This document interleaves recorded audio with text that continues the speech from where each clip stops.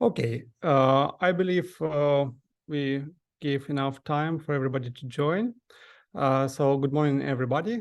My name is Alexey Pasechny. I am a researcher at KTH, Royal Institute of Technology. And today we have a pleasure to welcome Mikael Colville-Andersen with this lecture, Life Science Lessons for Future Proofings of Our Urban Road. And just before I give the floor to Mikael, Mikael, I guess it's right, the pronunciation. I wanted to say just a few words how it made possible. And one part of the audience here represents my students from Smart Cities and Climate Mitigation Strategies. And these are master students that we have this course with. And this is a project-based course that we run at KTH every year. And usually we invite some speakers and we try to get the brightest ones. So that's where we really hit the floor today.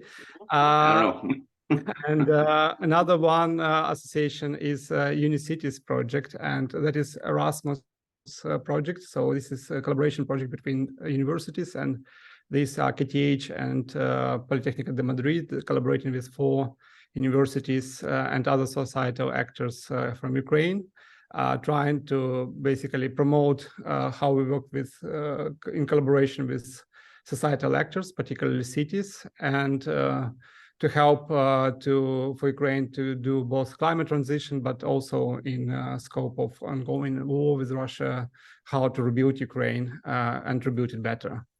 And that is where these roads crossed, particularly thanks to Connections, which is one of the organization member in New Cities, that when I was asking, okay, let's do some lecture probably that could be both benefited by the course and by this project, because they are expected to run the same smart city course in the Ukrainian universities in a year after. So let's give them some nice example of how this lecture could look like. And that's when Mikael's name popped up. And I was really shocked because I realized that Mikael is superstar in his life, but he's also a very kind person. So his last 2 years are basically very much connected with this initiative, Bikes for Ukraine. And normally you don't give lectures for free. I know I really appreciate your input, and we agree that instead we would try to promote this charity that I hope you could speak a bit later afterwards. Just that if some people feel for what you do, that they could support it. And for today, the flow is the following. So we would have a lecture, basically some, I guess, 40 minutes of talk. And then we would have a question session for the remaining. And for questions, we would use Mentimeter. So you have a QR code here. I would also throw the link in Zoom. So you could go and both set up the questions, but also upvote the questions that you like. So if questions, then we have too many of them. So we would start with those that will upvoted most. Yeah. So that is the flow for today. If there are any questions, technical ones, you can write to me in Zoom. Otherwise, I give the floor to you, Mikael. Warm welcome. Thank you very much. I'm going to share my screen. One moment. All right. You see that? Yes. Good. Just make sure it works. Hang on. Yep. All right. Thank you. And hello from Kiev, where I am right now. Really cold. Lots of snow last night, but it's always great to come back to Ukraine. I am Michael. I've been working as an urban designer and urban planner in over 100 cities around the world, just trying to do what I can to make things better, to improve the human urban condition. And a lot of my work throughout the years was focused on taking the best practice bicycle infrastructure that we have in Copenhagen and exporting it to cities around the world, like every continent. So that was sort of my specialty for many years, but then that led to so many other things. If anybody's interested in that, and you should be in Stockholm because that's a horrible city for cycling, but this book is out, Copenhagenized, the Definitive Guide to Global Bicycle Urbanism, everything we need to know about how to put the bicycle back as transport, as a respected, reliable form of transport in our cities, as it was for decades and decades, until at least the 1950s or 60s. And it's out in Ukrainian. It came out in Ukrainian last year as well. This book, I have to talk about that because this just came out last month in Ukrainian only at the moment. And I'm very proud about this. This is the first book about post-war reconstruction in Europe in the 21st century, I was told, which just sounds really cool, right? But it was last January where I was texting with my Ukrainian publisher, and I said, man, I am a little bit scared of whatever Marshall Plan is coming for Ukraine, to rebuild it. I saw the Marshall Plan do some good things after the Second World War, but generally, urbanism-wise, it just implemented the American model of highways in the middle of European cities. And this kind of destruction is what we're still dealing with today, trying to fix 70 years of this. So I said to him, man, we got to get a book out first, which highlights the good human urban values, right? All the things we know to be good in urbanism based on recent experience, based on 7,000 years of living together in cities. So I asked 31 other experts from around the world, including Ukraine, and we put together 45 ideas for Ukrainian cities to think differently as they, rethink, redesign, and of course, in many cases, rebuild from scratch. So this is only available in Ukrainian. We're working on getting it out in English, but of course, it's most important here in Ukraine at the moment. This is just a longer introduction. I have a TV series called The Life-Size City, 4 seasons, global documentary series about urbanism. You can, it's not in Sweden, but it's in all the other Nordic countries. But you can you can search for it and point your VPN in Canada, and you can see all 4 seasons. It's really has been an amazing experience traveling to cities around the world and meeting the people who are trying to make things better. And when we started this series, I was convinced that I would be meeting my colleagues, the urbanists, the planners, the policymakers. But from the very beginning, it was the citizens of the cities that completely hijacked the TV series. We found that the citizens, regular people in a regular neighborhood, they're fed up. They're tired of waiting for their city to act, and they just take matters into their own hands. So this really became a beautiful series about citizen engagement, about how people are just tired of waiting for, incompetent, lazy, skeptical politicians, and they go out on the streets and make the change happen themselves. There's also a podcast and a YouTube channel as well. But today, I want to talk about something that is incredibly important for everybody in the world. These are some life-size lessons that I've learned about future-proofing our urban world, because we have a lot of challenges heading towards us, and we need to really think rationally and logically about how we want to plan our cities for the future. First of all, we have to identify something in our DNA, in our anthropology as humans, that we are, by default, techno-optimists. Every human who's ever lived, 1 million years of human development, we are fascinated by the technology in front of us, but we are looking down the pipeline to see what's coming, right? We're never content with what we have. We're just convinced that things are going to get better and technology will improve and everything will be just wonderful in our lives. This is it's a fact about humans, but it's a bit tricky because it makes us very, very, vulnerable as consumers, of course, in a consumer-driven society. It really makes us easy to exploit. If you can convince people that, the next shiny thing is coming, you're going to love it and start saving up now, then, then you've tapped into this DNA within humans. So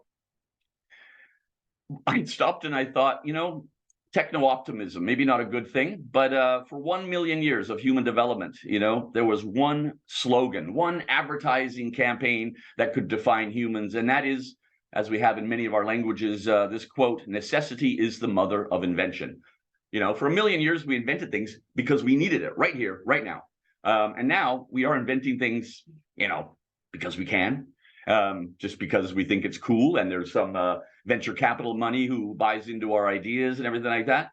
But if you look at the modern world, compared to so many points in history, all of the people doing the inventing at the moment are engineers, entrepreneurs, tech dudes in Silicon Valley, with financing. And let's just stop and realize that these people do not represent the rest of us very well at all, right? They're very focused on their little bubble that they live in. And when you live in cities, you talk about progress in technology, but cities are far too organic in their nature, for any kind of tech-based solution. Citizens have urgent needs that are not represented by profit-based tech companies. I get asked to speak at a lot of big smart city conferences, and I don't really know why they ask me, because I'm the guy saying, hi, I'd just like to have our dumb cities back, please. We lived together in cities for about 7,000 years. There's a lot of urban experience, a lot of stuff that we figured out didn't work, and we improved upon other things. All of this 7 millennia of experience, man. Nowadays you can call it dumb, but so many things worked, and yet we rarely look backwards. Everything that happened before is like old-fashioned. Whatever's coming down the pipeline that's new, that is exciting. And we really should stop and look over our shoulder at solutions that worked on every continent for 7 millennia. I for years I've been asking people, like personally, like at conferences or in conversations in bars, smart cities, what does it mean? Can you define the phrase smart city? Nobody has one singular answer. Everybody starts like, oh, well, it's kind of like this. And I think nobody has an answer. If it's a good concept, everybody understands it. A thermos, it's a device to keep liquid hot while it's cold outside. Everybody understands. Smart cities, there's no one uniform answer. And then I see around the world, a lot of mayors buying into the smart city hype and implementing stuff like on the screen here. This is in Odessa, actually. The mayor there thought he was all getting his smart city game on by putting in these pedestrian lights because everybody's on their phone. So therefore you put it on the ground. And yet he does nothing about the elephant in the room, the automobiles that just fly past, right, in every city in the world. Victim blaming pedestrians is not very smart at all. I really think that obsessing about tech and smart as much as we do in this modern society right here, right now, in 2023, it's the modern version of, Emperor Nero fiddling while Rome burns down below. I hear a lot of people say, oh my God, tech is going to save the world. I've seen t-shirts with this slogan, and I don't believe it at all. Tech as a supplement to existing ideas and tried and tested ideas, that's the best solutions I think I've ever seen in cities around the world. It's not going to do it on its own, tech. And the people doing it, like in Silicon Valley or wherever they are, they're not the people to be doing the job, right? So this is something we really have to be aware about. So climate change, yeah, it's here and it's going to get worse by all accounts.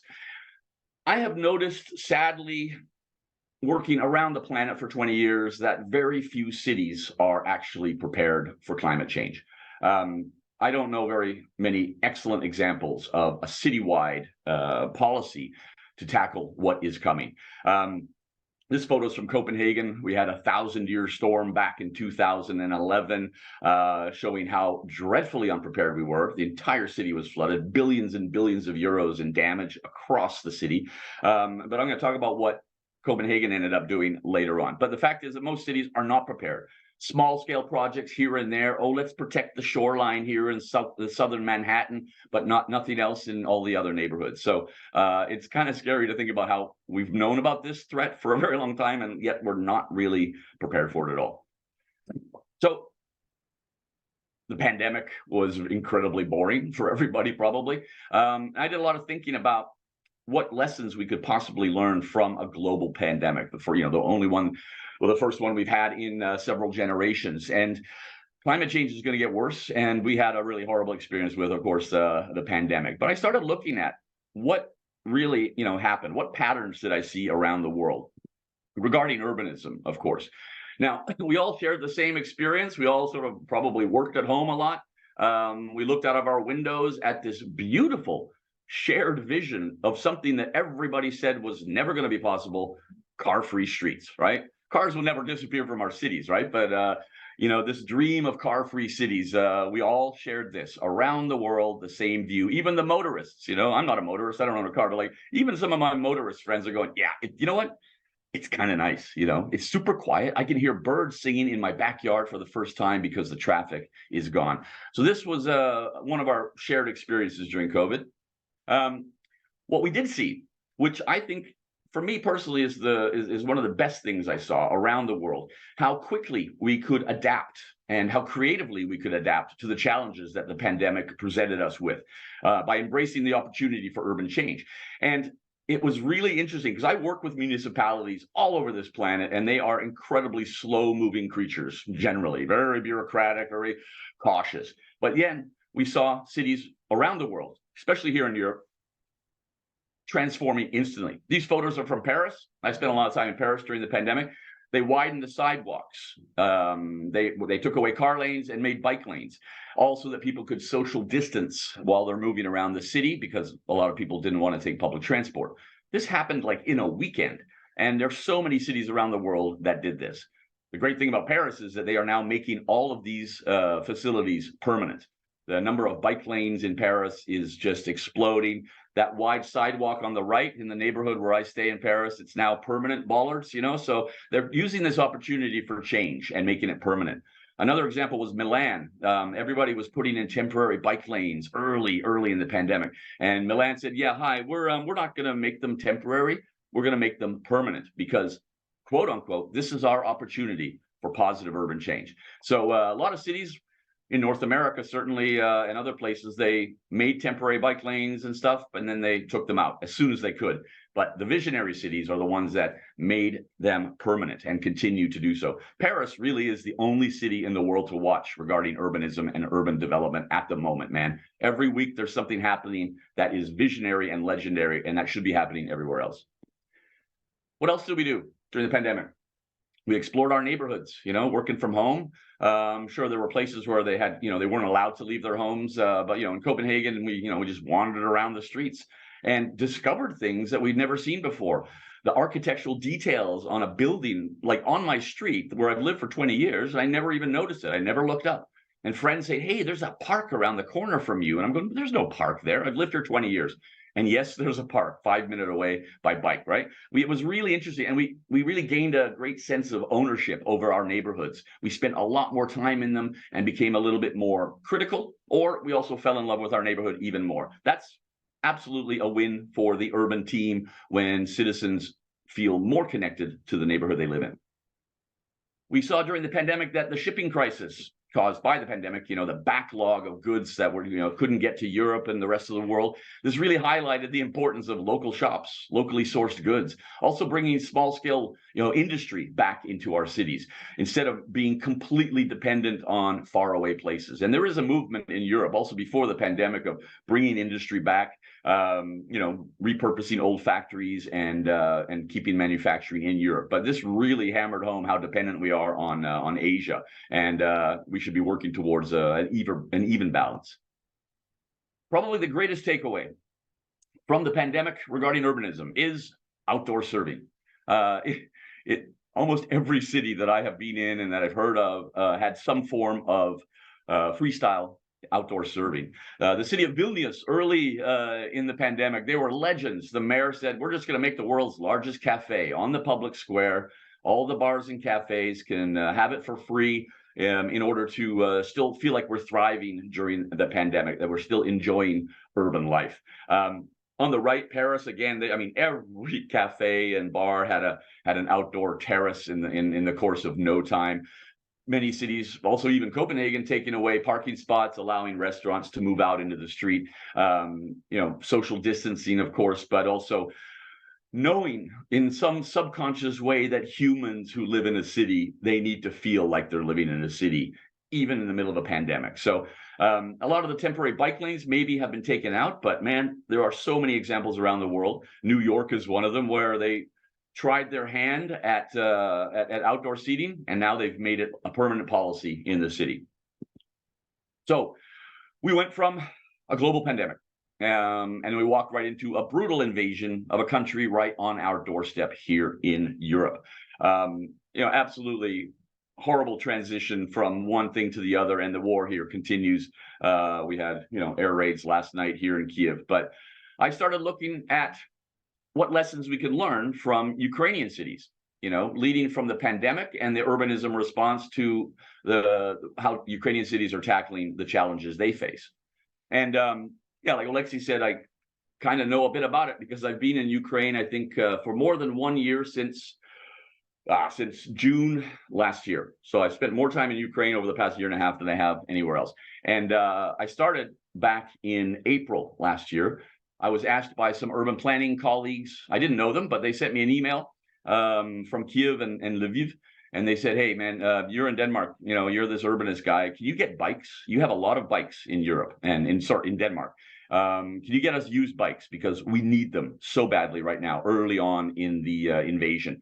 And I said, okay, sure, I'll have a look at that. And then it completely took over my life. I started an NGO, Bikes for Ukraine, where I source used bikes, donations from Europe, from citizens, but also from the Danish police. And we crowdfund to bring them to Ukraine. And now, after a year and a half, I have a network of 35, many NGOs working in about 35 cities across the country. And a lot of people ask, okay, that sounds great. Thank you for helping Ukraine, but why do we need bikes again? And fair enough. But the reasons are very simple. At the beginning last year, massive explosion in refugee populations in many Western Ukrainian cities, like Lviv. You know, the size of Copenhagen, 750,000 people, and all of a sudden there was 200,000 people, you know, from one day to the next. Completely paralyzed public transport. And bikes, of course, my urban planning friends knew, are a transport solution. So we started by shipping bikes to Lviv, but then we realized that the scope of this was so much more. We started getting appeals from all over Ukraine in really devastated areas. So there's a lack of public transport out in the countryside, certainly. Buses did not run for a very long time. In the cities, as the Russians attack the energy infrastructure, trams and trolley buses are impacted also. Many roads are still destroyed. I travel all over this country all the time, and you still see completely destroyed roads, bombed or destroyed by military vehicles. And there's always the gas shortage. Gas prices are still high here, very inaccessible to many Ukrainians. There's a lot of cars also that have been sent to the front lines to soldiers there. So there's a whole bunch of reasons why bicycles make a lot of sense. They can navigate any landscape. They're resilient. They're reliable. They're easy to fix. The great thing about traveling around Ukraine is everybody's going, oh, yeah, I can fix a bike. Or we know a guy in the village who can fix a bike. Anybody can fix it. There's always somebody close by. So all of our bikes in 35 cities and towns around Ukraine are used by volunteers and social workers, some municipal employees as well. And basically, they're used, like we know in Copenhagen, to deliver stuff. Food, water, humanitarian aid, medicine, even the postal service in some cases. So delivering things that of great importance to the most vulnerable citizens in the most devastated areas of this country. Every single day, these bicycles roll around Ukraine. Just a simple, humble, used bicycle from Europe is changing lives every day in Ukraine. The numbers are insane. Each bike, you know, it's like 90% women who use the bikes. So most of the bikes that we ship are like the ladies' frame. That's what the Ukrainians have asked for. But each bike in the course of a year is going to ride 1,800 trips. It's going to ride about 18,000 kilometers in the course of a year, just one bike, carrying 12,000 kilograms of essential goods. And each bike is going to help on average about 5,000 people. You know, there's a lot of amazing things happening with the war effort and the donations of things from around the world, but nobody realizes the importance of the bicycle, how much heavy lifting the bicycle can actually do. So it's been an amazing experience, still is, getting more bikes to Ukraine and delivering them to all these people who improve the lives of their fellow citizens every day. But like the pandemic, a lot of the solutions in Ukrainian cities since the start of the full invasion are very analog, right? Like outdoor seating, you know, or making a sidewalk a bit wider for social distancing. It's been amazing to see how the Ukrainians just generally have tackled this war, so resilient. But then in Mykolaiv, where this photo is from, they have a tram network and a trolley bus network. So in a flash, they converted them to carrying water, because from day one of the full invasion, Mykolaiv has not had any fresh water. They're working on fixing it now, but for a year and a half, people had to go out, rain or shine, and pick up water from one of these trams or trolley buses. But what is that? It's just a simple, tried and tested analog solution, which was quickly converted to another use, right? There was no massive tech that fell out of the sky from faraway places to make lives easier in this situation. Simple analog solution. the war, the invasion of Ukraine taught us, well, it didn't teach us, it kind of reminded us of something that we know to be true. The lack of food security in our cities is really important, and we really need to fix it.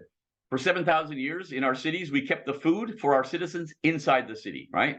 500 years ago, if we wanted to invade a city, you know, all of us, we would get our armies and we would just encircle the city, and we would just wait for them to run out of food. It could take a week, it could take a year in some cases, but we knew that they had the food, right? And how prepared they were, we didn't know that, but it was really that simple.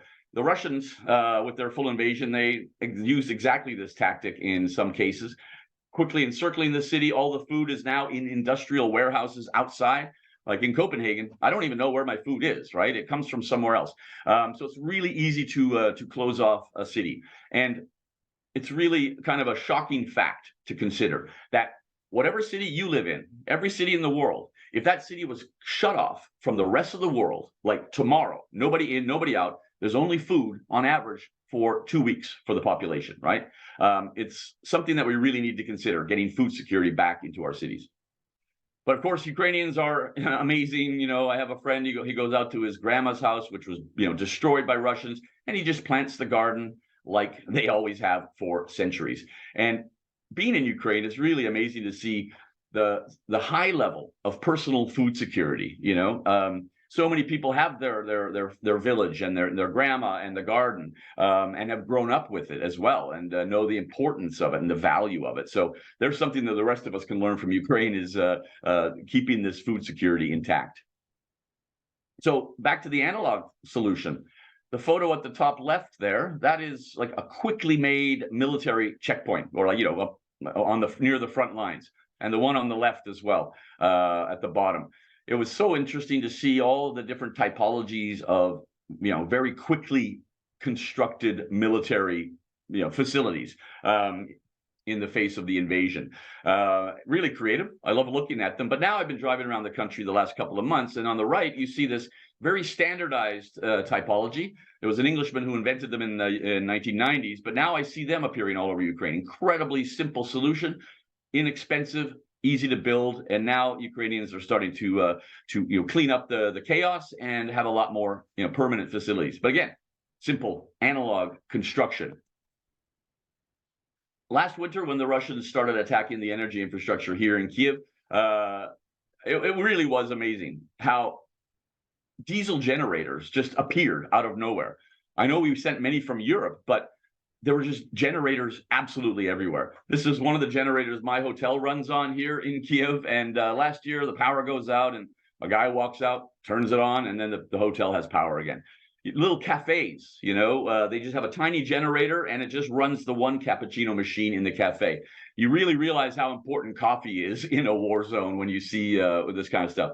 Now, burning diesel is not a cool thing. We know that, right? We're trying to phase it out. We're doing all this work. But in a crisis, in a war zone, you realize this simple analog machine is a lifesaver for so many people. Simple analog solution. All right. I call where we are now in history, I call it the age of urbanism. We are thinking differently about our cities and towns really for the first time in a century. We're standing up as citizens going, okay, I'm tired of waiting. What can I do? Who do I talk to? Things should be better. We travel a lot more. We go to a city that is really cool. We come home to our cities, but why is my city not like that? It doesn't look like it's a lot of hard work. So this really is the age of urbanism, and it's an exciting time to live in cities and certainly also to work in them. And I really believe that, you know, cities are the key to tackling climate change. You know, all the time we have these men in suits showing up at these COP20, COP30, I don't even know which COP we're at the moment. And they sit there and they say, blah, blah, blah. They sign some treaties, some papers. Nothing happens. These kind of national policies, they don't mean anything to me in my daily life, on my street, in my neighborhood. It's just a lot of talk, right? A lot of hot air. I really believe that cities are the key because local urban change is incredibly easy. It is incredibly immediate, right? And this is where the front line is in the war against the climate change that is coming. That is, you know, every street in a neighborhood, street by street, neighborhood by neighborhood, city by city. That's where we're going to make a difference because it can happen fast and it can inspire the next street and the next street and the next city, down the road. So it's really important for us to focus on the potential of cities for being the best defense we have against climate change. So there is proof about the future-proofing, the necessary future-proofing of our cities. The pandemic and the war in Ukraine have shown us that so many solutions are simple and analog. We don't need to overthink them. We have to look over our shoulder at stuff that has worked before. And really, the game is on in so many cities. This isn't just started with the pandemic. This has been going on for about 15 years all over the world, this focus on urbanism in this age of urbanism. And if we talk about, let's just talk about parking, right? I stayed in Kiev, and it's a nightmare, this city, for motorized traffic and parking. But then it's interesting to consider what's happening around Europe. Amsterdam, they're removing 10,000 parking spots for cars. By 2025, they're going to put in public space, maybe some space for bike lanes, just all the good things that we need in a city, instead of the luxury that one person can have about, parking this obscenely large vehicle on public space. Oslo, another darling. Oh my God, 7,000 parking spots removed over the past, maybe 5 years now. Car-free city center. If you live there, you can have a car, but if you want to drive in, nope, you can't do that. Public transport, bikes. They are building so many bike lanes in Oslo. Paris is is the city to watch at the moment, but then I got a thing for Oslo and Helsinki as well. Not Stockholm. Paris. Next level. Everything Paris does is next level. They're taking away 65,000 car parking spots, putting in bike lanes like no other city on the planet, improving public space. I think it's next year, you won't be able to drive through the center of Paris. It's an area called Centre-Ville. And if you want to drive through it, you have to go out to the motorway, go all the way around and come in on the other side. You won't be able to have a through traffic anymore. Simply to tackle the pollution, the destruction, all the problems with safety that automobiles bring to our cities. And then, of course, in the photo there, you see Utrecht. They have a 1960s highway. They didn't bury the highway underneath the canal. They just put back the canal and created an amazing public space. Dusseldorf, Seoul, Korea, Aarhus in Denmark, so many places are putting back their waterways and taking away that last century infrastructure. And it's interesting to consider where we're going, to define where we're going. This is the same location in Copenhagen at 3 different points in history. 1907 on the left, amazing European city street, a street for people, a life-sized space for the citizens. 1972, we made the same mistakes as everybody else in the world. We paved over paradise and we started pumping in the cars. And that's what it looked like, this ocean of asphalt. But now, same location today. Looks like it did back in 1907. We're rediscovering the importance of such kind of spaces in our cities. And this is where we're going. We're going back to the future. This is where we need to go as well. We need to go back to a time when we were rational and intelligent about urban planning, urban development, urban thinking generally. And this was the time before we invented the automobile. When we did that, it completely screwed up all of our urban thinking. It became the focus instead of our cities and the people that live in it. And we started bulldozing everything in order to fix our cities to accommodate the car. But going back to the future is where we need to go. And like I said, we've been living in cities together for 7,000 years all over the planet. And for 7,000 years, the streets of our cities were the most democratic spaces in the history of Homo sapiens. Everything. We did everything in the streets. We bought and sold our goods. Our children played. We met our partners. We flirted. We sold things and bought things. We started revolutions, right? The streets were our shared space, our living rooms for 7,000 years. And then the automobile came along and changed all that. And I really mean it when I say that the invention of the car and cars arriving in our cities, this was the greatest paradigm shift in the history of Homo sapiens.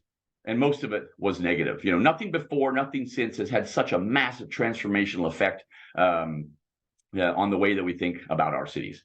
It was almost overnight, 7,000 years of saying, hey, that street, that's my space and yours. It's a democratic space for us. Almost overnight, it switched to, streets, that's where the cars go. And I shouldn't step in. I should, it's not my space. They completely dominated democratic space.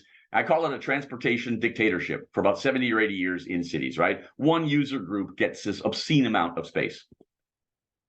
So this is 7,000 years of rationality, a short history of traffic engineering. 7,000 years, from up until 1800s or so, we were rational. We provided a fast A to B for our primary forms of transport. 1900, the bicycle rocked the world as transport, public transport appeared. Still, we were rational, providing a fast, efficient A to B. Even by 1920, when the car started to appear in our cities, we were still rational. But what happened really? 1940s in America, and we just copy pasted everything here in Europe. And in the 1950s, you can see the graph on the right. That's what it looks like. The car has been prioritized. All of our thinking goes into giving that form of transport a fast A to B. Everybody else, good luck with getting around your city. Not our problem. Buy a car. But this is the quickest guide to traffic planning in a city you're ever going to see in your life. You provide a fast A to B for those three transport forms on the left. You make driving a car a pain in the ass. Difficult, more expensive, inaccessible, slower travel times, out-compete it with bicycles and public transport. There's no reason for us to talk about this anymore. It's a question of doing it. The expression, you have a carrot or a stick. We need the biggest stick in the history of our cities in order to get that line on the right. The great thing about this, in my work with traffic psychology, is that I know that the three transport forms on the left, we are intermodal. If my tire is flat in the morning, it's like, oh man, throw it in the bike shop. I hop on a bus, a metro, I walk. I can easily adapt and pivot to another form of transport. In traffic psychology, we know that motorists are the last user group to change their form of transport. They will call in to the office saying, my car broke, dude, I have to go get it fixed. And the boss is like, oh my God, go get it fixed. They can't see what else is out there. So one of the greatest takeaways from 100 years of traffic engineering is also, if you make more space for cars, you get more cars, right? It's called induced demand. It's not, you don't even have, it's carved in stone. And yet so many people are not aware of it, Oh, the motorway is all, traffic jam every day. Let's make a new lane and there's more space for cars. Yeah, but we know from 100 years that you're back to square one after 6 months to 1 year. The mayor of Kiev, Klitschko, man, not a fan. He just opened a new bridge into the historical neighborhood of Podil. So more cars are going to be pumped into this neighborhood. None of them stop here. They just continue on. And this is living in Kiev, man. It's really like kind of a time machine. It must have been like this in European cities in the 1950s, with more and more cars being pumped in. It's really kind of a weird, scary time machine to be in. But there are voices from the future that need to be heard. The quote on the left is the one I think I've quoted the most over the past many, many years, from the former mayor of Paris, who started the transformation of the French capital. He said, the fact is that cars no longer have a place in the big cities of our time. Mic drop. The mayor now, who followed in his footsteps, she says the same kind of things. Cars in cities, that's so archaic. It's so last century. And that's where we're going, man, back to the future. So when you have people like this saying stuff like this, really, we are moving towards a new positive paradigm shift in our urban thinking. It's incredibly important for us to change many, many questions. We have to change the question. And regarding transportation in cities, there is really one question that we have asked every single year for, 70, 80 years. And that's quite simple. How many cars can we fit down the street? I work with traffic engineers on projects all over the planet. They all confirm to me that in their university studies, that's basically the only thing they focused on for 4 or 5 years, right? How many cars can we fit down the street? How many more, of course, is really the question they're asking. But the cool cities, man, the cool cities around the world, they are changing the question, and they're changing just one word in the question. And now they're asking, how many people can we fit down a street? Not cars, people. And when you just change the question like that for the first time in 70, 80 years, oh my God, the answers that appear in front of you, there are so many new interesting things to consider. The model I made at the bottom, it literally has 10 times the capacity for moving people down a street than the model at the top that we all just copy pasted from the Americans, and the Soviets here in Ukrainian cities, 10 times the capacity. And that is something that's very important, moving people efficiently around the city. So the choice of a new urban generation facing a massive crisis or several crises. Do we just accept life with cars like we've had for so long? No. Life with electric cars, it's the same thing, just a tiny bit quieter, right? as soon as an electric car hits 50 kilometers per hour, it makes the same noise as a fossil fuel car, right? Autonomous cars, yeah, we don't hear much about those anymore, so I've kind of given up on that one. Luckily, we don't need those. Life in a modern city, looking back over our shoulder, going back to the future, right? Thinking about all the different things we can be doing, analog solutions that worked for so long. That is the choice of a new urban generation. Now, here in Ukraine, one thing you learned on day one is, they don't like Russians. They don't like anything Russian, right? And I get it. I understand it. But then I'm joking with my urban planning friends last year. I'm going, it's kind of like you hate everything Russian, but then you don't mind the Soviet infrastructure that you inherited, right? And then they kind of laugh. So I made this poster last year. Yeah, you don't all speak Ukrainian, but it says, Russian urban planning, go fuck yourself, right? Based on the Snake Island quote from last year, the Russian warship, and the soldier responds, Russian warship, go fuck yourself. So this is really a fascinating irony. Everything is anti-Russian except, oh my God, let's build more motorways, crazy. So back to the analog solutions, right? Urban farming, it's a thing. It's been a thing for a very long time. A lot of it is small scale. This is just one example from Helsinki. There's examples in most cities in the world these days of somebody trying to grow something somewhere. This one is citizen-based. So if you live, you can go and buy a bag, and you're given a little spot where you can grow your tomatoes or your potatoes or whatever, right? It's super great. It's an amazing idea. But we need to scale up, right? If we're going to feed a population of a city, some cute bags of potatoes are not going to do the job. So you see something like this. This is a car parking garage from the 1960s in Copenhagen. They noticed that nobody ever parked on the roof because not many people own cars in Copenhagen, but they got permission to make a massive urban farm. They started with tomatoes, and now they just scale up with all sorts of other produce and feed a lot of people in the local neighborhood as well. So bigger scale solutions, I've seen a lot of those as well, but it's not enough. We got to go to the next level in so many different areas. And back to Paris, this is not urban farming, but they are planning 4 urban forests, right? Only city on the planet who's even thinking about this. And these are on the way. This is the City Hall in Paris. If you've ever been there, it's a beautiful building, huge, empty square in front of it. That will be an urban forest in order to tackle climate change, the heating of our cities in the summer. This will have a cooling effect. It'll tackle pollution. It will increase biodiversity. Man, Paris is absolutely wild. This is the kind of next level that we all need. And then all the temporary solutions, bike lanes, widened sidewalks, outdoor seating, also something that we've seen on a smaller scale for a very long time.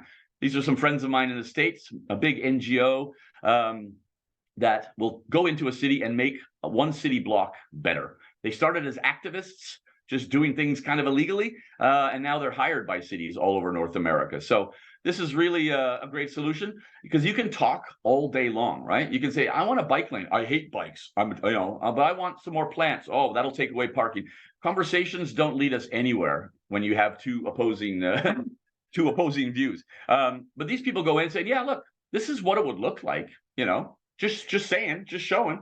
And this changes the conversation. This elevates it to a far more intelligent level, far more quickly. You can have the worst skeptics in the world going, oh, okay, now I understand. I still hate it, but now I at least understand it, right? Temporary solutions, man. Like parklets, simple solution. Maybe some of you have heard of them. It's an American concept. Well, the word is anyway. You take away some car parking, you build some kind of wooden structure for sitting, for having a roof over you from the rain, snow, or the sun, some facilities for kids to play or whatever. These are all over the world, The city of Montreal had a policy a few years ago of like implementing 2,000 new parklets, taking away parking in order to give more public space. So then I come to Kiev and I realize that this kind of temporary urbanism in Ukrainian cities, it's not really as widespread as it is in many parts of the world. Right across from my hotel, on the left, that looks really kind of grainy, sorry. There's a parklet here in the Podil neighborhood. Somebody put it in a few years ago with some German funding. Great, amazing idea. But then I was looking at it for like 6 months, walking past it, and it looked like on the left, it was dry. Nobody was using it. It looked like kind of like forgotten. So I just went out and bought some paint, and I got some friends and some beers, and we just painted it in the course of an afternoon. And the next day, the paint is not even dry. The number of people using it increased by an estimated 200%. Even in the evenings in the summer before curfew, people are using it, to drink some beers with some friends. Simple intervention, making an existing parklet look nicer, and all of a sudden, the usage increases massively. And then I got friends here. We do crazy stuff all the time. So this is a neighborhood park, like a good old-fashioned Soviet-era sports facility. You can play basketball. There are some table tennis tables, and nobody could remember when the last time there was a top on the ping pong tables, right? The older citizens in the neighborhood, they said, this is pre-independence. Like for 30 years, those metal frames have been standing there doing nothing. So me and my friend, we went out and bought some wood and we painted it, and we made 2 ping pong tables. And the paint literally was not dry. I had to go over and say, guys, the paint's not dry. There's these guys out there playing ping pong. There's tournaments. In the summer, it goes on till late, and people are just using these tables. Simple solutions. A lot of this is design thinking, a lot of tactical urbanism and temporary solutions. It has a vibe of design thinking, which it should. But I really say, man, we got to stop focusing on engineering, like we have to stop focusing on tech and traffic modeling and all these failed professions that really don't think new at all. And we have to think about our cities as design objects. Just imagine that. It's quite a simple idea. Imagine if we designed our cities like we design everything in our lives, right? Our telephones, our toothbrushes, our toasters. There's a design process. Humans are designing something for humans, right? And that human-to-human connection, that is design.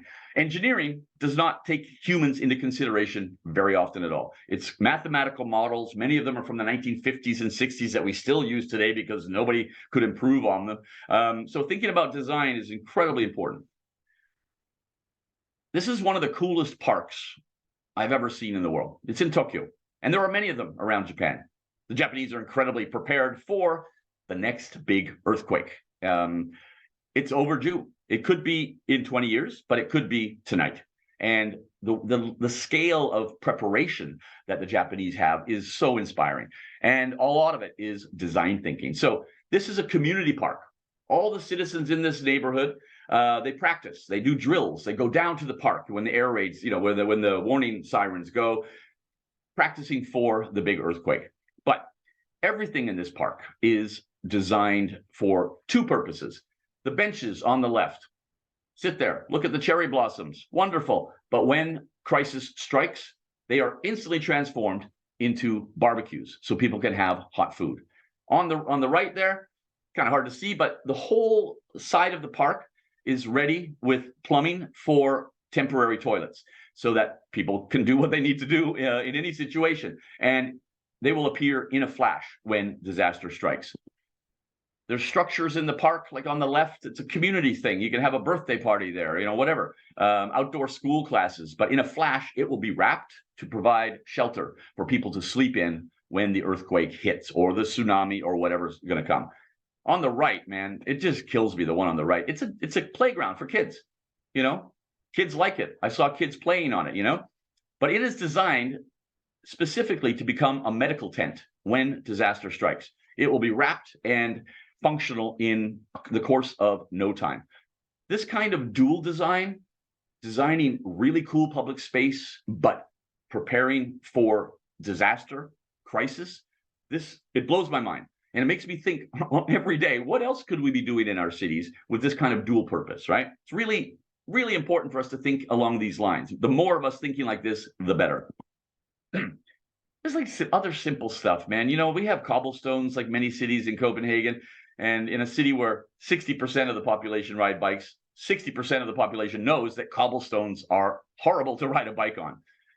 There's a rule, like in many cities, we can't take them out. We have to keep the historical nature of our city. But then, I think it was about 10 years ago, the city of Copenhagen said, okay, why don't we just put in some smoother cobblestones where people are riding bikes? On the left, it's down the middle of a residential street. On the right, it's along the side, right? And it keeps the historical perspective, and yet it makes things easier. Like, it's kind of bizarre that nobody thought about this in the past 130 years in Copenhagen, that it's kind of a new idea, but it's a simple idea. It's being copy pasted into many cities. Paris is also doing it as well. So one of the things I'm doing here in Ukraine, first of all, like, I came here with my NGO bringing bikes here, but war is an incredible opportunity for positive change. And I see that every single day. Like, I can't even list the projects I'm working on at the moment.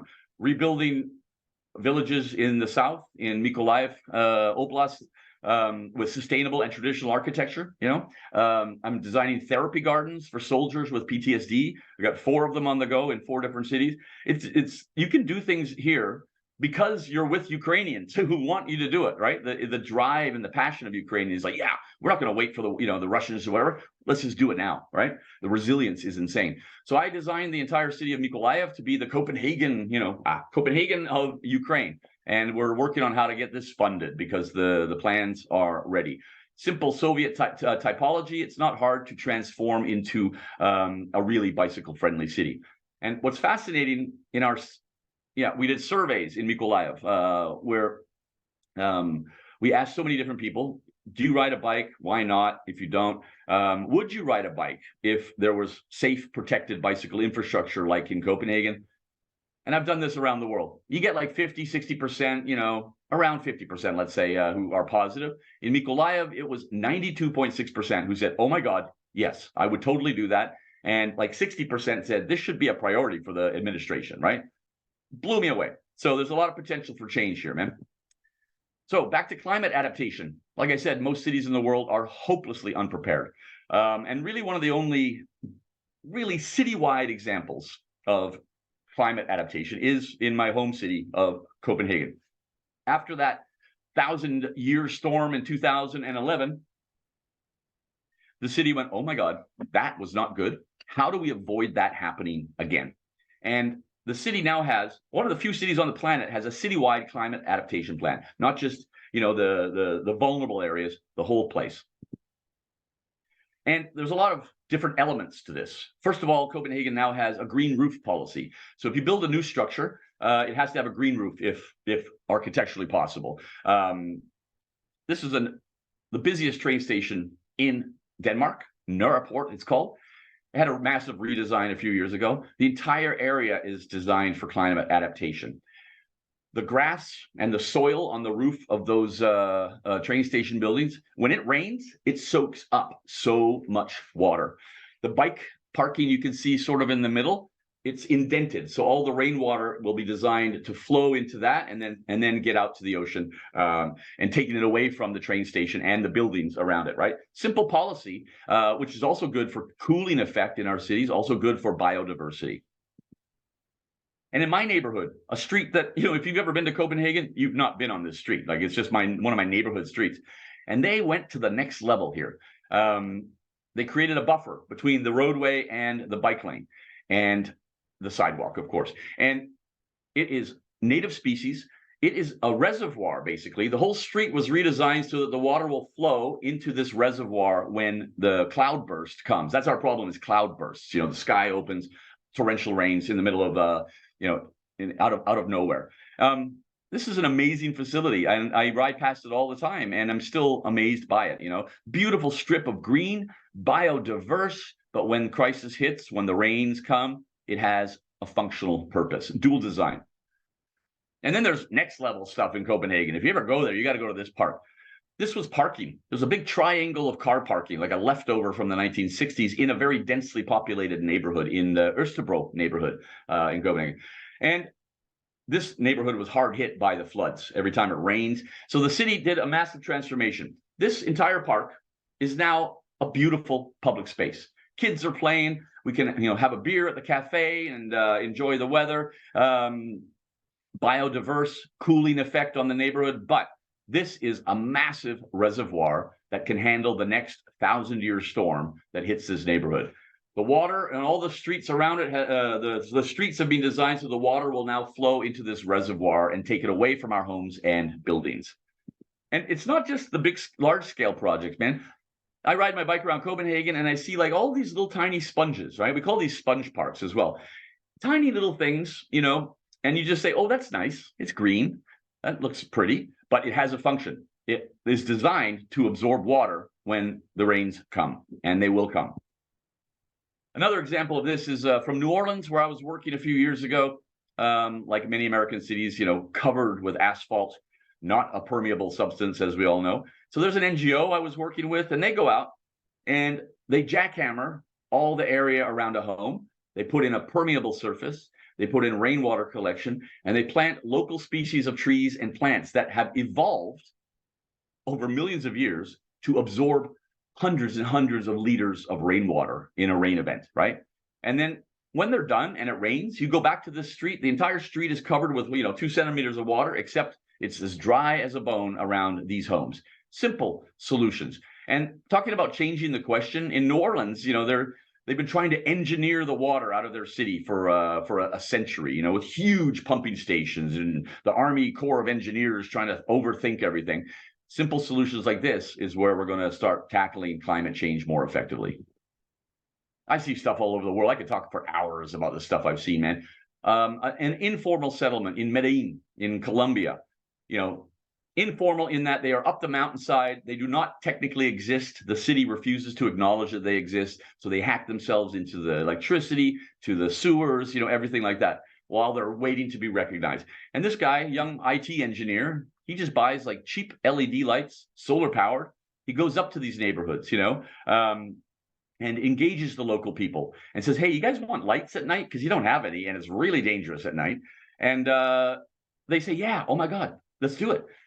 The citizens, together with him, they put in these lights, and it completely transforms their quality of life. The levels of people falling down stairs, because it's pitch black mountainside, car accidents fall as well. Much lower levels of sexual assault and rape at night in these neighborhoods, simply because they have been given, as he calls it, the dignity of light, right? And like they're $100 per lamp. And then in Buenos Aires, again, another NGO, amazing. They go into low-income neighborhoods outside the city center where people have no hot water. Right? They've never had hot water.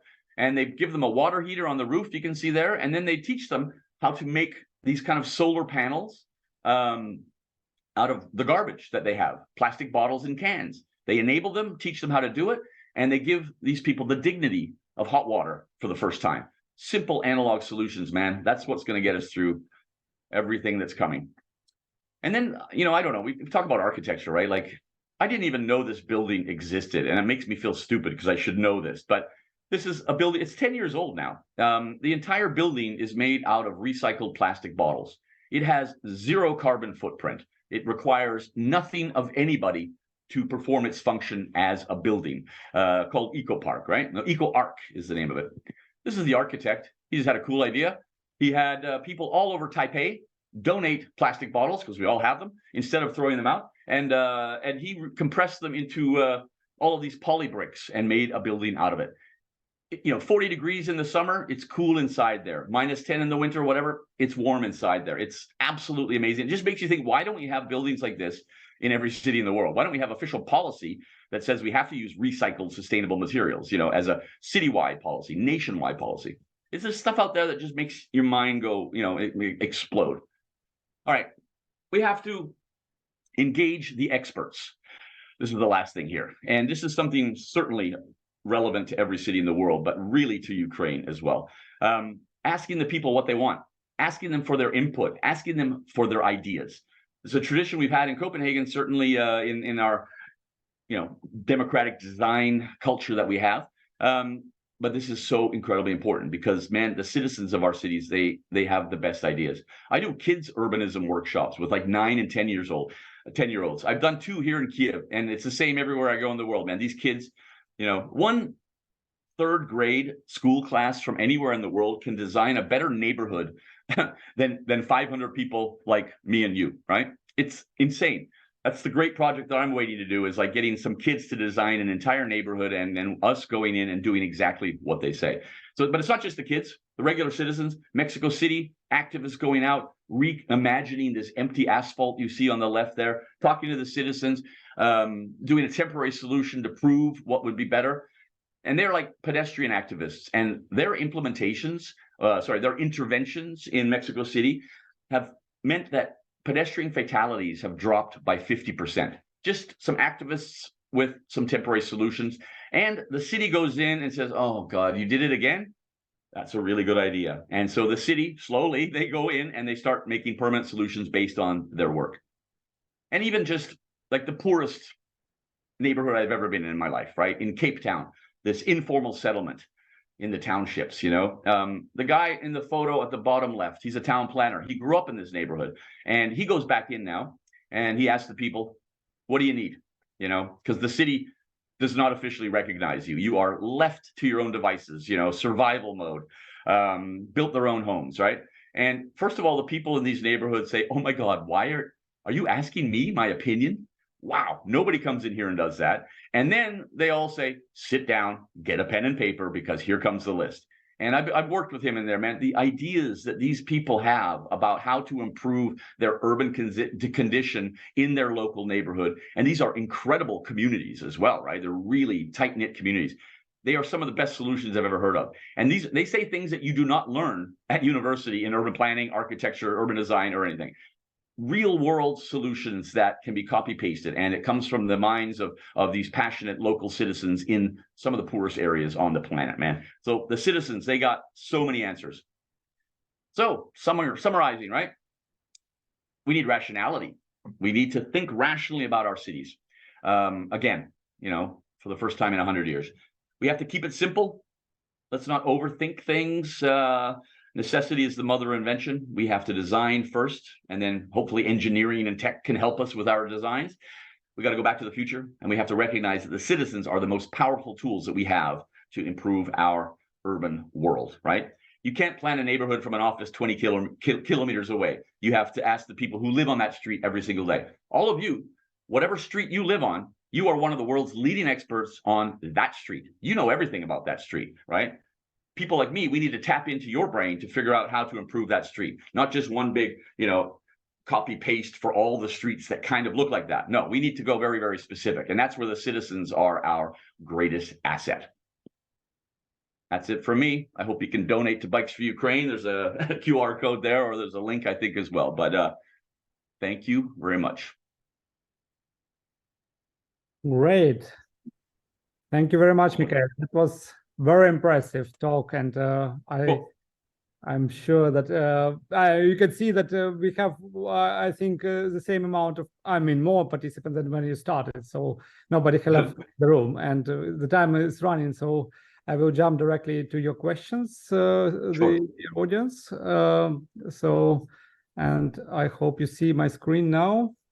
So, and as I explained, we have upvoting system. So the first question that comes up is the most voted up. So you have time to give more questions and vote them up.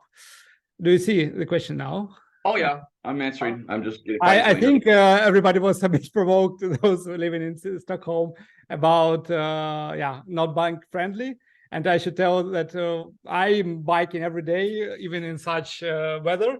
But I can totally understand that comparison to Copenhagen, we still have lots of things to do. So maybe you could give us some advice what to do in such moments. Well, first of all, I have one of my Instagrams. I don't know if you can see that, but it's called Vikings Biking.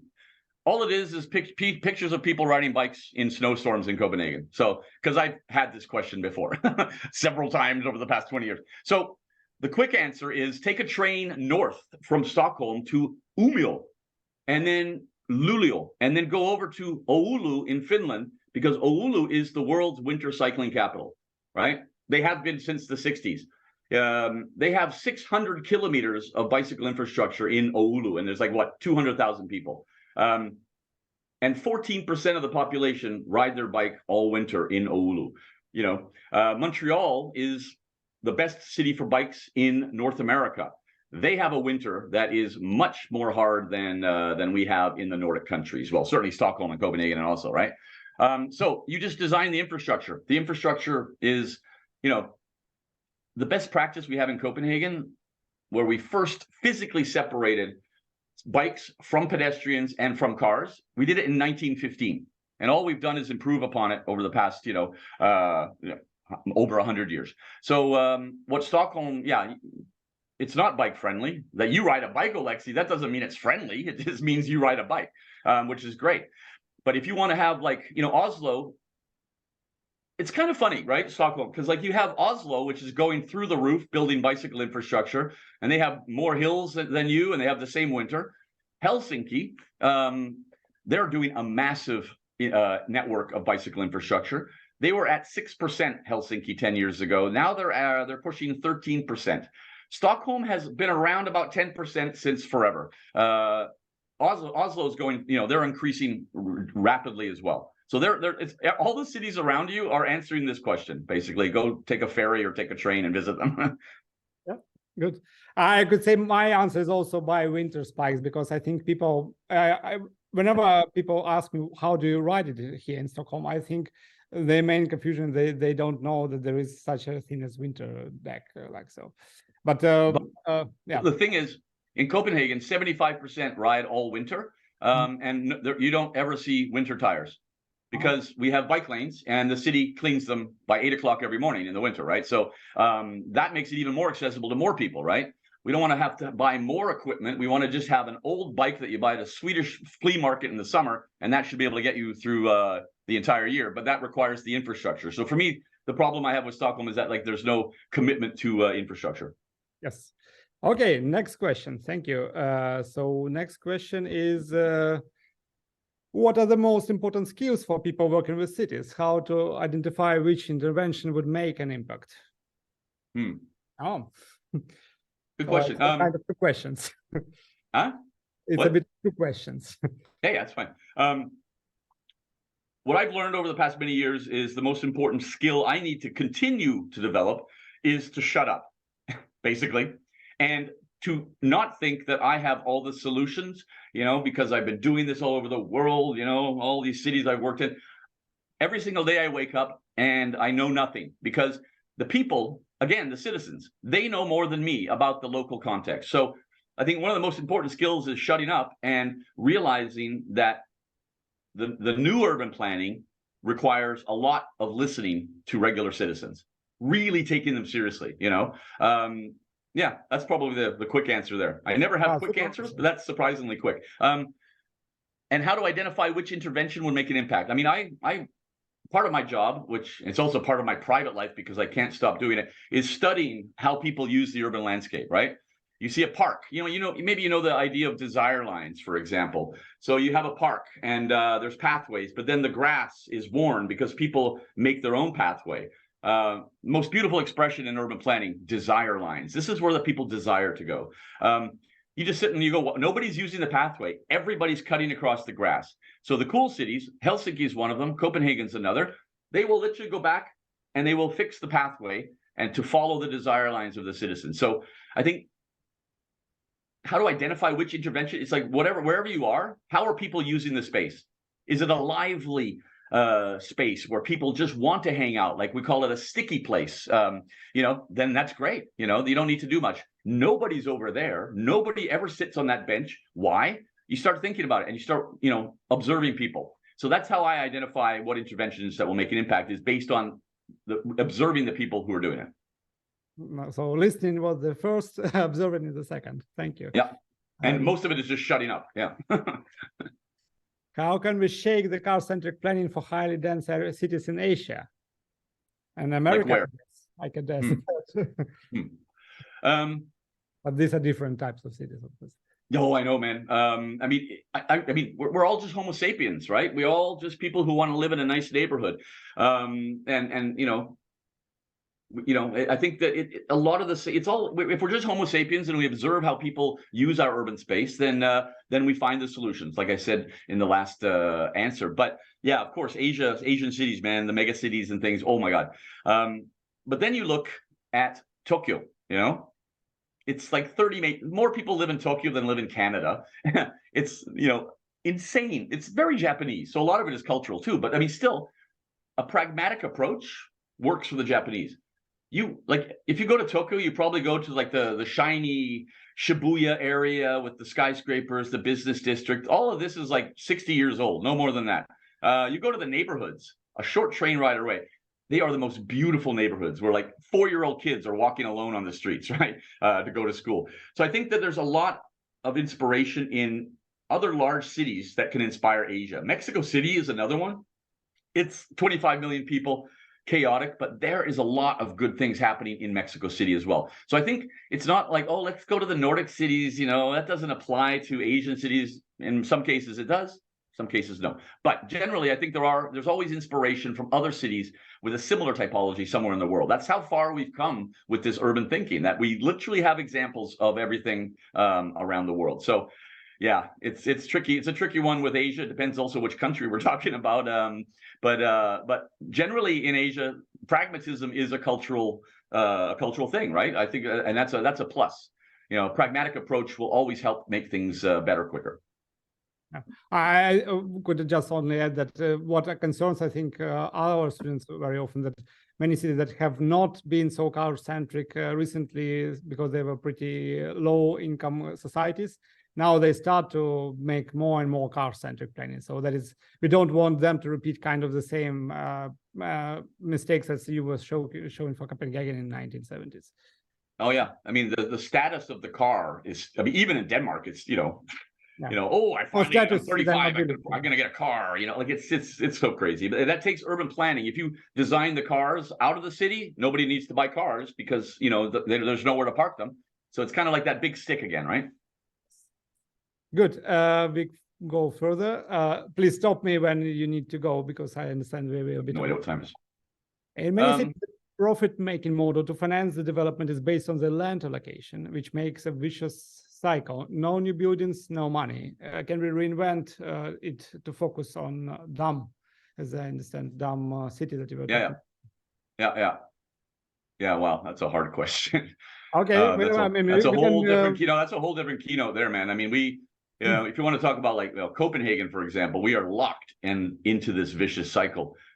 Like we built a metro in the 90s, and whoever sold this idea to the city was, we'll build a metro to this area and we'll build a whole new neighborhood called Urbanism, and then we'll sell the property for so much money that it'll pay for the metro.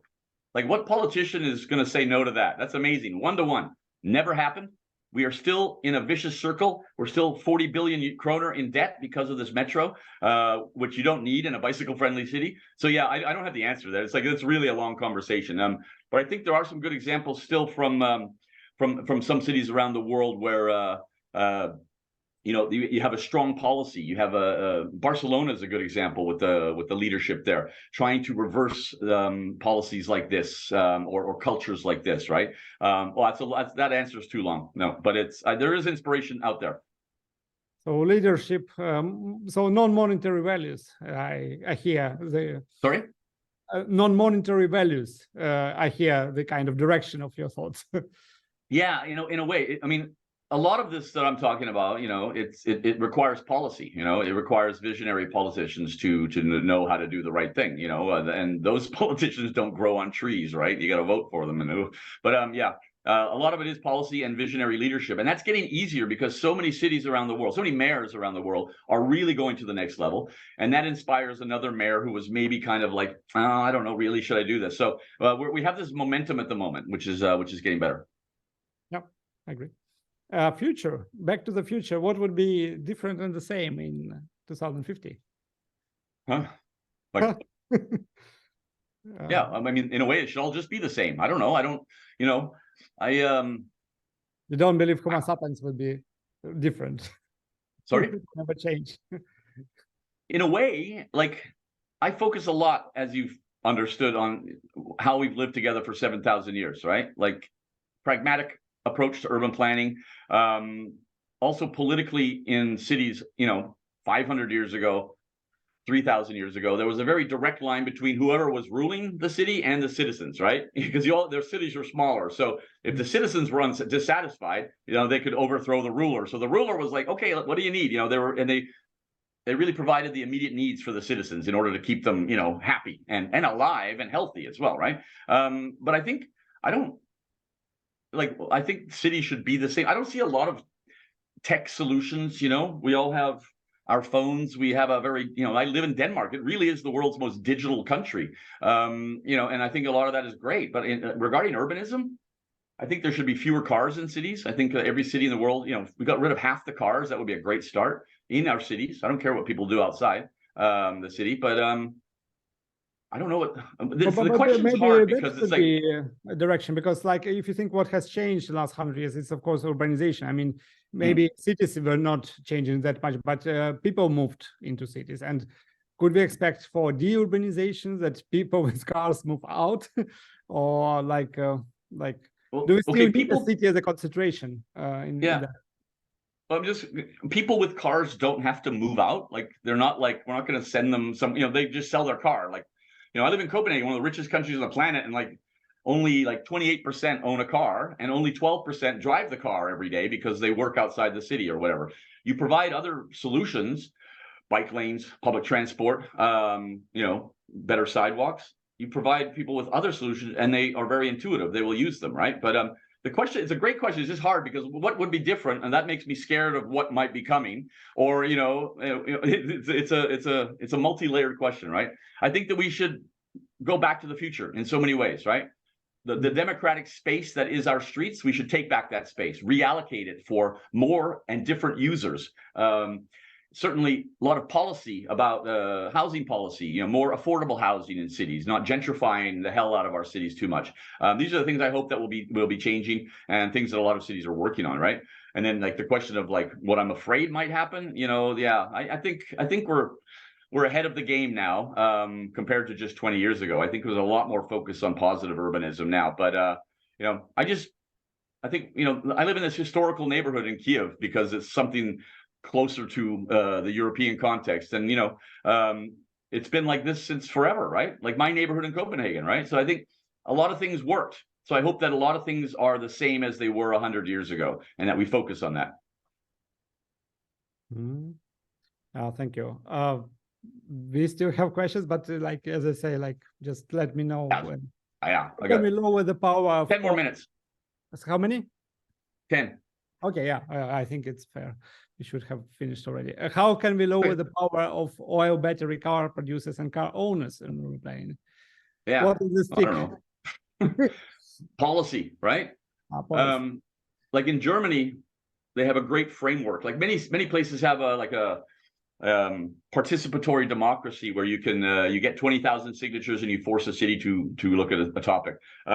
In Germany, you can also sue the city if they're not living up to their climate goals, right? And so many cities right now in Germany are being sued by environmental groups, which is interesting. But it's a hard question because the guy at the head of the COP thing at the moment in the Middle East, what did he say like 2 days ago? He says, there's no science to back up the the demands for stopping fossil fuels, right? Okay, that was bizarre to hear in 2023. But I mean, a lot of it is policy. A lot of it is urban planning, because if you take away space for cars and make it for people instead, then there's nowhere to park your car and you sell your car. It's happened. There's so many examples around the world. Paris in the 70s, they put up bollards because people were parking on the sidewalks and blocking the streets. So this right-wing mayor, Jacques Chirac, he said, okay, cars have to drive through the city. So he put up bollards. There are 130,000 metal bollards on the sidewalks of Paris now. What happened was car ownership in Paris fell by 20% because nobody had anywhere to park their car anymore, right? And nobody really complained about it. They just accepted that this is the new reality. So we can plan ourselves to it, and we can also have effective policy. Yes, thank you. Densification. What are the signs to stop with the further densification of the city? Okay. I think most cities need to be more dense. That's how cities were for so long. That's what creates neighborhoods and communities. So we see a lot of developers, certainly, in America for many years, but they're building these tall skyscrapers because it's densification. Nah, they're just making money. There's no life in skyscrapers. There's an amazing document that came out 2 years ago from the University of Aalborg, 280 pages about why tall buildings are not a good idea, right? They really studied the whole anthropology of them as well. So I think most cities should be more dense. Actually, like in this book, any of the Ukrainians who can read it, there's a whole chapter by some architects in Odessa who are saying, like, why do we build tall buildings? Let's just complete the Soviet typology, make it better, and increase density like that. Density is a good thing. Montreal, there's one neighborhood in Montreal, 100,000 people, called Le Plateau. It is the most densely populated neighborhood in North America, and there's no tall buildings. It's all like 3 or 4 stories. My neighborhood in Copenhagen, there's like 12,000 people per square kilometer. Incredibly dense, but amazing. So many shops, so many facilities, saying hi to your neighbors on the street. I think density is something that we have forgot for many years, and we should try to design it back into our cities. I think Mayor Klitschko would like yours, so I think it's coming from Kyiv, this question, because I don't think Klitschko will like anything I say, to be honest, but I don't know. Okay. How non-urban planners or architects can contribute to urban development? So yeah, that's what I've been... people that are not from the the crop. I mean, those are the people we need. We probably need more people like us, but generally we need more people who literally have no idea, but yet live on a street. And identify the problems. My kids don't have anywhere safe to play. The pollution is high. Why is my street so hot? Every time it rains, it floods. Like regular citizens who are engaged in their neighborhood, they have, like I said, they have better ideas. So it's again going back and just listening to them, shutting up and asking the citizens, engaging them, taking their ideas seriously. And if you have ideas from citizens and then you do it as a city, those people, man, they go to the next level. They feel empowered, and then you really create an amazing team in that neighborhood, and then you continue. So I think it's really up to so many people to enable the citizens of our cities. And that's what I've seen for 4 years filming the Life Size City TV series. It's citizens in the most wild places, right? Suburban Buenos Aires, dense downtown Toronto. People are just doing it, right? They saw a film, they went somewhere, they traveled somewhere, they got ideas. So it's time to enable them and empower them because they are the gold mine that we're sitting on. Yes. I feel a little bit like coming from a car industry question. Go back to the old mode of transportation.